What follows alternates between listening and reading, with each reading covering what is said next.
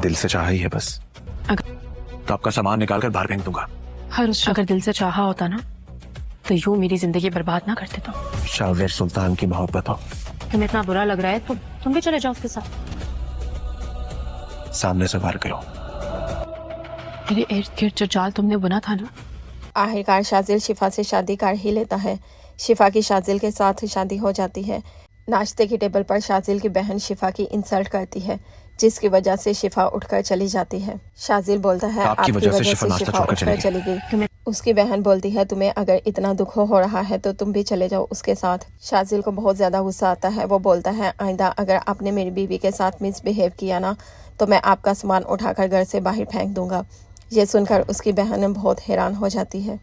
शिफा शाजिल से बोलती है हर उस शख्स से दूर हो जाऊंगी जो तुम्हारे करीब है। शाजिल बोलता है इतनी नफरत। शिफा बोलती है ये तो कुछ नहीं, किसी दिन तुम्हारी जान ही ना ले लूं।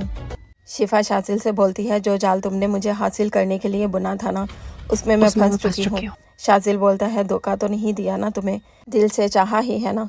शिफा बोलती है अगर दिल से चाहा होता तो यूं मेरी जिंदगी बर्बाद ना करते। शाजिल शिफा को पिस्टल लाकर देता है और इसे बोलता है शाजिल सुल्तान की मोहब्बत हो तुम, धोखे से वार करोगी तो दुख होगा, सामने से वार करोगी तो अपनी जिंदगी भी तुम पर निछावर कर दूंगा। शिफा ये सब सुनकर बहुत ज्यादा हैरान रह जाती है।